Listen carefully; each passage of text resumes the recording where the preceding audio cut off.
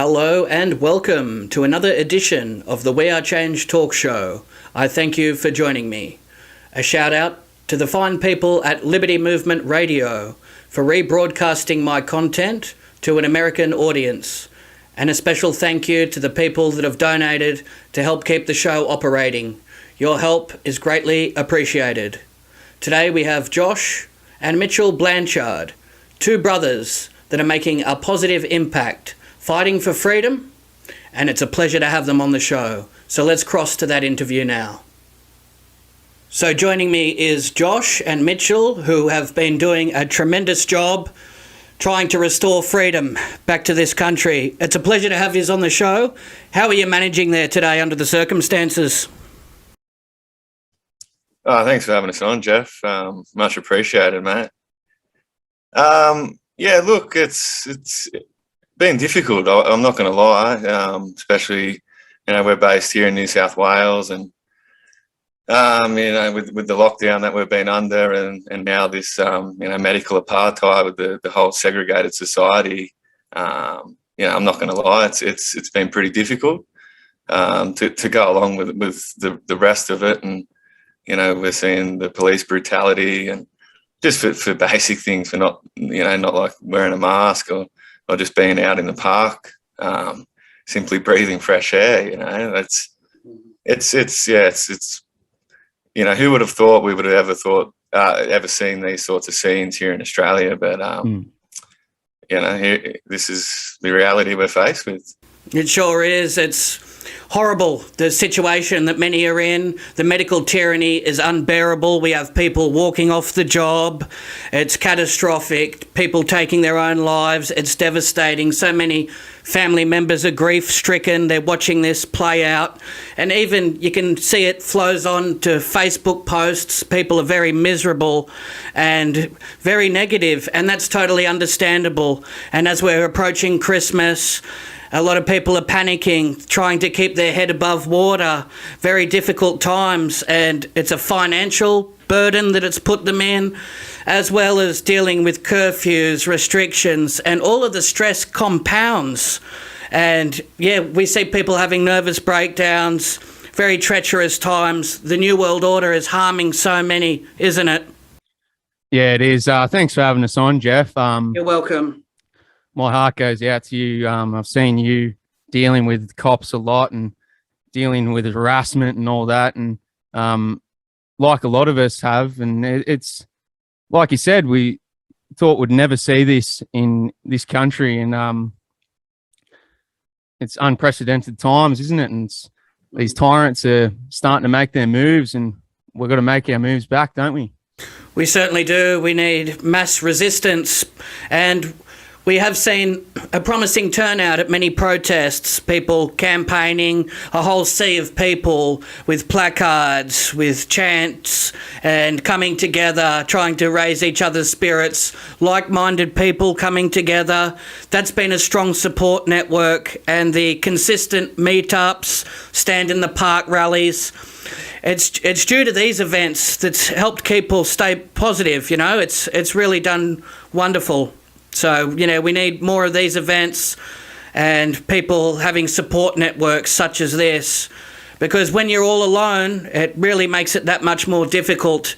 It's the whole divide and conquer system playing out. And yeah, I've really been up against the elements, arrested twice in 1 week, slammed on the concrete, tear gas, rubber bullets, and even concussion grenades going off to try and disorientate people. These loud explosions, it's like a war zone. You would not think this is Australia. It's supposed to be the lucky country, but it's anything but. And the police presence, you don't even feel safe walking down the street here in Melbourne.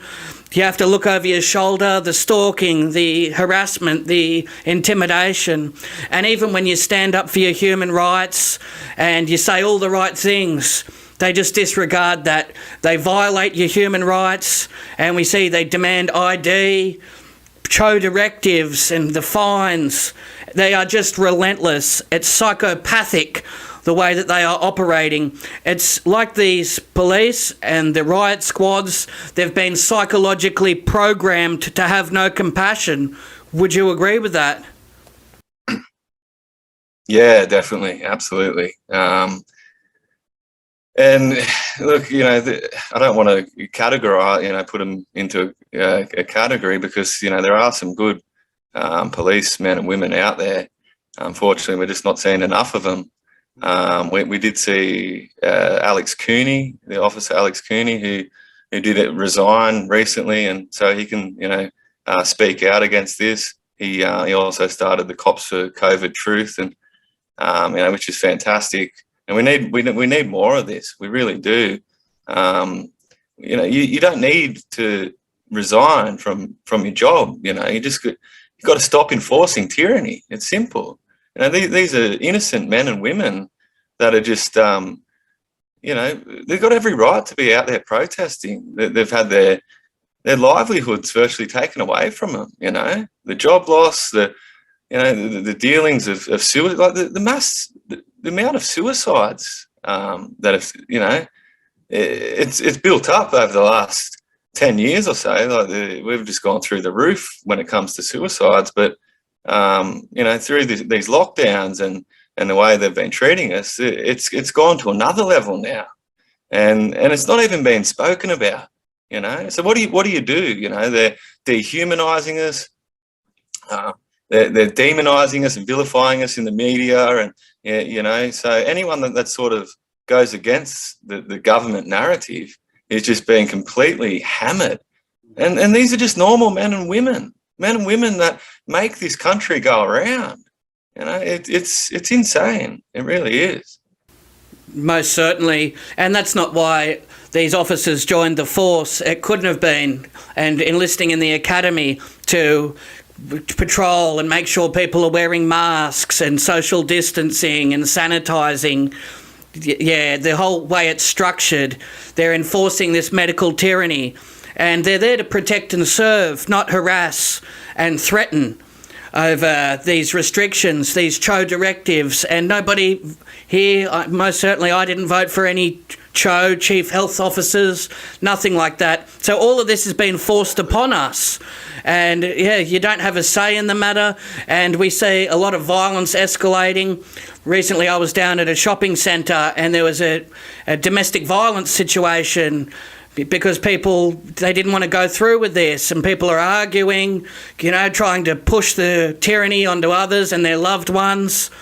And yeah, it's just so upsetting to see. And the QR codes, the scanning, that's an invasion of privacy. People are afraid of these microscopic germs. And yeah, it's just a whole new level of insanity. And it's mental torture, the way that people have been manipulated. They got people, a lot of them are so scared to even leave their own home. They're doing click and collect. They don't want to shake hands. They don't want to see loved ones.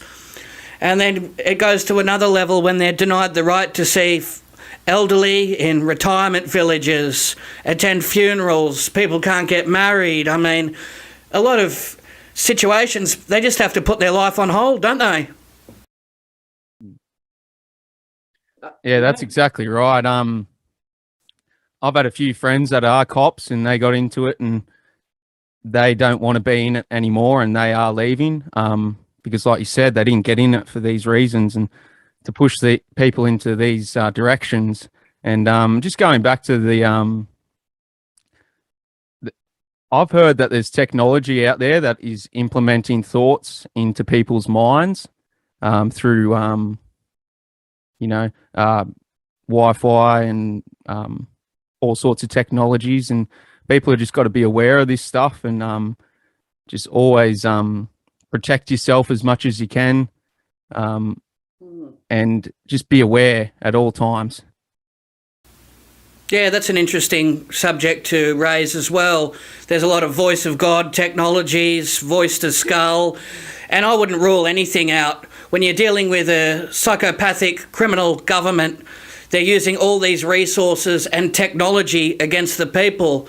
So something that might sound a little bit far-fetched, no, you definitely have to keep an open mind because, there's a lot of people that are targeted individuals and they're coming forward with these testimonies and they deserve the respect and time given to them, don't they, and have their stories heard with that.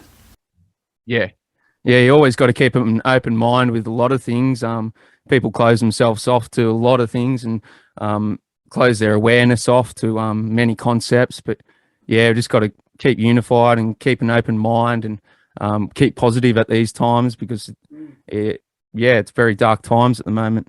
Exactly, and during the lockdown, they were installing high-tech surveillance equipment, and we know they've got facial recognition systems, heat sensors. So yeah, they're really doing everything possible to try and force people into this. And what we see, a lot of people complying with this medical tyranny because they're afraid. A lot of them, they don't want to go ahead with it. They believe they should be able to make their own decisions when it comes to their health. But when they've got a controlling government and what we have here, Dictator Dan, they feel like their life has been threatened.